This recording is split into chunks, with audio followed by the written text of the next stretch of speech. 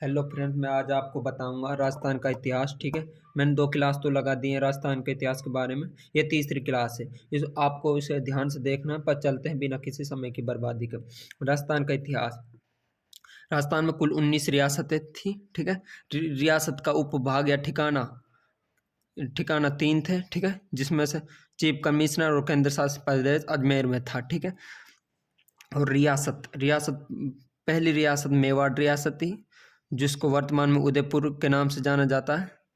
इस उदयपुर नाम के आगे राजा या राणा राणा लगाते थे और रावल लगाते। ठीक है, राजस्थान की यह सबसे प्राचीन रियासत मतलब पुरानी रियासत है। ठीक है, यहाँ तक आपको समझ आ गया होगा। चीफ कमिश्नर या केंद्र शासित प्रदेश अजमेर में था पहले, जिसको राजपूताना रेजिडेंसी कहते थे। किसको? चीफ कमिश्नर को राजपूताना रेजिडेंसी कहते थे।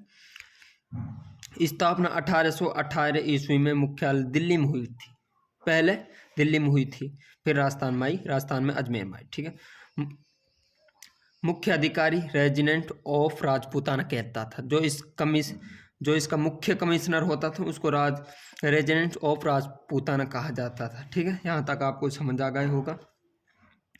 राजस्थान का पहला रेजिडेंट ऑफ राजपूताना अधिकारी कौन था? डेविड ऑक्टरलोरी।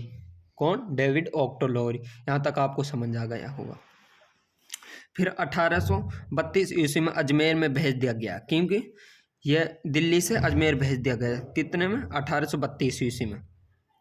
मुख्य अधिकारी एजीजी, अजमेर में जो अधिकारी बैठा था उसको कहते थे मुख्य अधिकारी, AGG, agent to governor general. ठीक है, राजस्थान का प्रथम एजीजी मतलब एजेंट टू गवर्नर जनरल कौन था? Mister locate.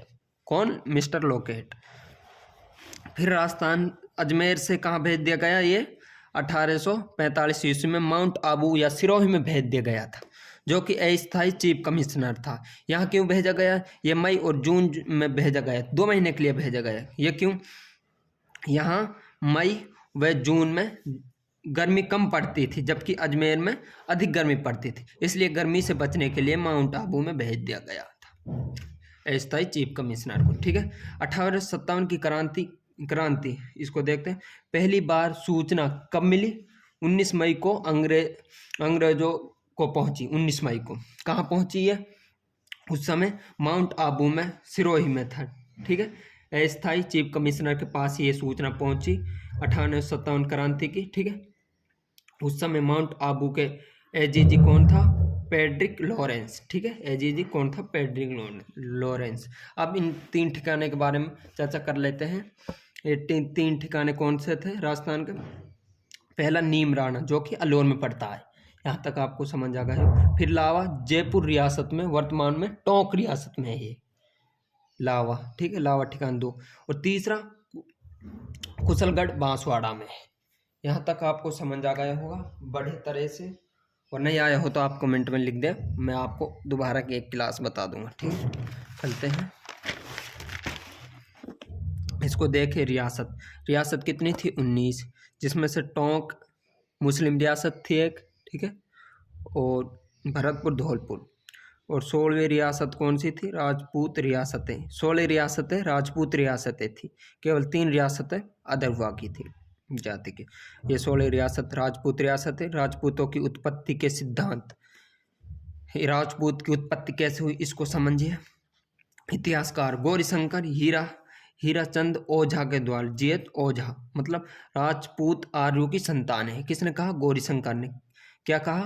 राजपूत आर्यों की संतान है, ये इसने कहा। इसको मोस्ट याद रख लीजिए। ठीक है, पूछ सकता गौरीशंकर ने क्या कहा राजपूत की उत्पत्ति के बारे में? आर्यों की संतान है।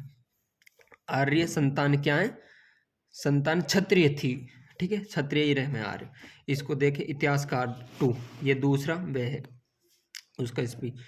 सीवी वैद ने कहा था राजपूत शुद्ध रूप से भारतीय हैं।